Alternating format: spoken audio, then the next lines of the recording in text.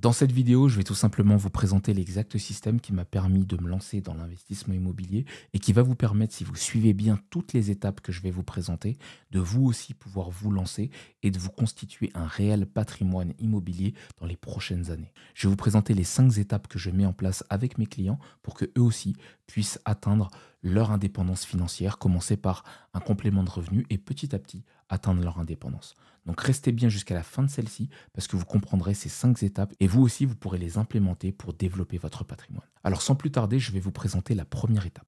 La première étape, ça va tout simplement de savoir reconnaître ce qu'est une passoire thermique immobilière. Depuis quelques années, il faut le savoir, la réglementation française, comme vous pouvez le voir sur la frise chronologique que je vous ai capturée ici, interdit à la location un certain type de logement. En ce moment, en 2025, le moment où je tourne cette vidéo, tous les logements classés en G sont interdits à la location. Et comme vous pouvez le voir, à horizon 2028, les logements F et G seront également interdits à la location. Et sur le long terme, les logements classés énergétiquement en E seront eux également interdits à la location. Et c'est là que constitue la réelle opportunité de marché. Si vous me découvrez avec cette vidéo YouTube, sachez que j'ai énormément de vidéos qui traitent de ce sujet. Les passoires thermiques immobilières vont permettre à un nombre important d'investisseurs d'avoir non seulement leur résidence principale, mais également d'avoir petit à petit leur indépendance financière grâce à l'immobilier, car elle constitue une réelle opportunité de marché. Donc si vous voulez vraiment investir dans l'immobilier, que vous savez que c'est dans ce domaine que vous voulez investir votre argent, ne négligez surtout pas le fait d'investir dans des passoires thermiques immobilières. Ça va vous permettre de faire énormément de bonnes affaires. C'est ce dont je vous parle dans ma chaîne YouTube et ce que j'ai réalisé moi-même. Concentrez-vous sur des passoires immobilières. Dans le cadre de cette vidéo, j'ai décidé de prendre un exemple d'un bien que j'ai acheté. Comme vous pouvez le voir ici, je vous ai fait une capture d'écran. Et tout le long de cette vidéo, je vais vous montrer l'évolution de ce bien et comment est-ce que moi-même je m'y suis pris. Donc voici ce qu'il en est de cette première étape. Vous connaissez le contexte du marché et vous savez reconnaître une passoire immobilière. Tout de suite, on va passer à la deuxième étape. La deuxième étape, lorsque vous avez ciblé une passoire thermique immobilière, va falloir regarder le DPE. Le DPE, c'est quoi? C'est tout simplement le diagnostic de performance énergétique. Sur ce document-là, vous allez voir que le bien est bien une passoire thermique immobilière. Ça va vous donner le détail avec précision des travaux qu'il y a à réaliser dans le logement pour qu'il ne soit plus une passoire thermique. Votre but en achetant une passoire thermique immobilière, ça va être de l'acheter au prix le plus bas possible pour faire les travaux par la suite, en tirer soit une rentabilité ou soit vivre dedans tout en sachant que vous avez fait une bonne affaire. Et pour ça, lorsque vous vous intéressez à un bien en particulier, c'est-à-dire une passoire thermique, un document vous sera fourni avec le détail de ce qu'il va falloir améliorer pour que vous puissiez l'exploiter de la bonne façon.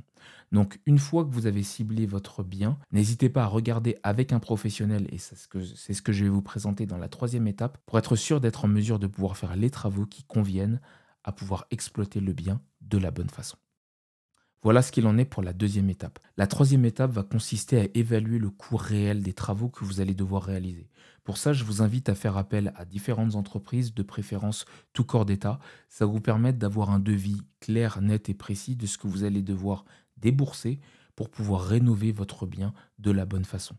Elle est intimement liée du coup avec la quatrième, ça va être également de profiter des aides et des subventions de l'État, comme MaPrimeRénov' que vous pouvez voir ici. C'est une subvention qui est donnée par l'État, par l'ANA plus précisément, pour réaliser des travaux de performance énergétique dans votre logement. Et également, cette partie-ci, elle va être hyper importante parce que, étant donné que vous rénovez un bien, auprès de votre banquier, vous pourrez bénéficier de l'éco-prêt à taux zéro. Donc, c'est vraiment super intéressant. Ce sont des étapes que je qualifie ici d'indispensables.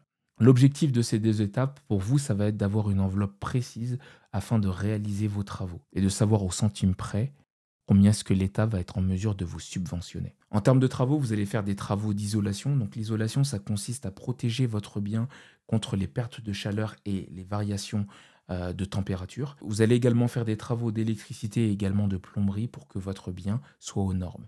Donc pour vous montrer un peu ce que ça a donné sur mon logement, comme vous pouvez le voir sur cette image, on a fait quelques travaux également d'isolation dans les murs de la maison que j'ai récupérée. On a injecté une mousse isolante dans les trous que vous pouvez voir ici, de sorte à conserver la chaleur du logement.